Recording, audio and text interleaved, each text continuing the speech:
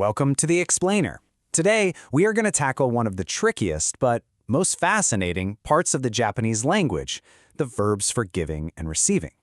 Now, on the surface, this sounds pretty simple, right? But what you're about to see is that it's actually a hidden map for navigating social relationships. So, let's kick things off with a little puzzle. In English, it's easy. I give my friend a book, my friend gives me a book. We use the exact same verb, give. Simple.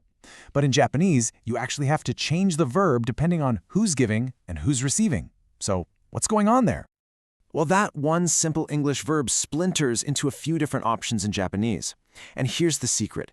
The key is not to just memorize a bunch of complicated rules. No, it's all about understanding one single powerful idea, the direction of the action and where you are in relation to it.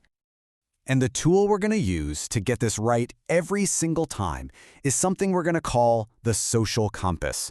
Think of it as a mental model that will help you navigate these social situations perfectly. Okay, so here's our map, and honestly, it all comes down to just two circles. That inner circle, that's you and your in-group, your family, your closest connections.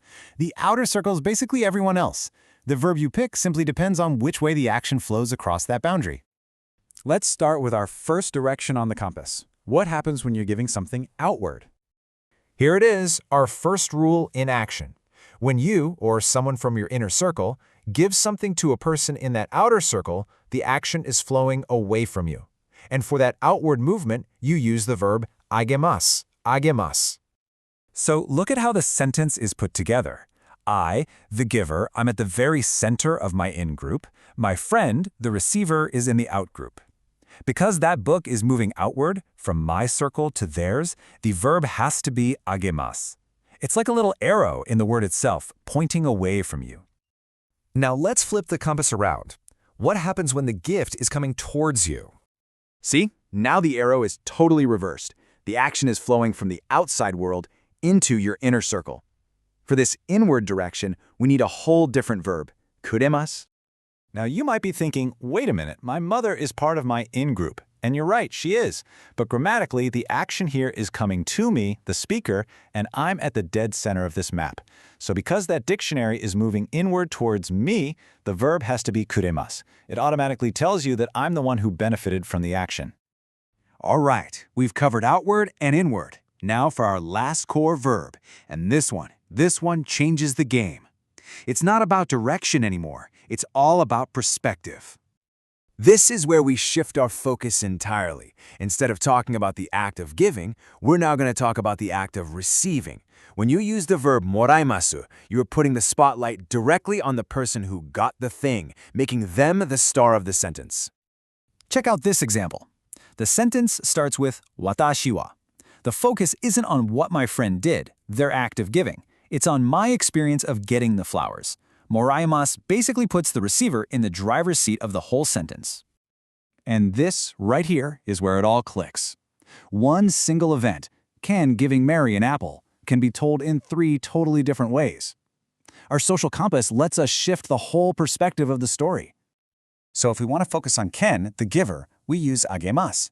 If we want to highlight Mary, the receiver, we make her the subject of the sentence and use moraimasu. And if we're telling the story from Mary's point of view, where the apple is coming to her, we use kuremasu. It's the same apple, the same event, but the verb you choose completely changes who the story is about. Oh, and there's one little special case we should probably mention.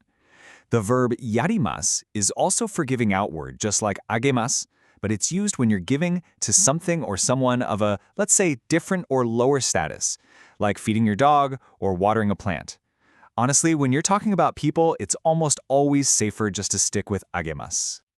So here it is, your social compass cheat sheet, all in one handy chart. You've got agemasu for outward actions, kuremasu for inward actions, and moraimasu for when you want to put the focus on the receiver.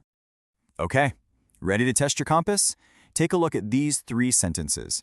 For each one, just think about the direction of the action, or the focus of the sentence. Which verb do you think fits in the blank? Let's see how you did. Number 1, I give money to my younger brother. That's an outward action, so it's got to be agemasu. Number 2, my friend gives a cake to me. That's an inward action, right? So kuremasu. And number 3, I receive good advice. The focus is on I receive, so it's moraimoshita. See? It all maps perfectly back to our compass. And here is the real takeaway. It all just boils down to two simple questions. First, what's the direction of the action? Is it inward or outward? And second, who's the focus of the sense, the giver or the receiver? If you can answer those two questions, you will pick the right verb every single time.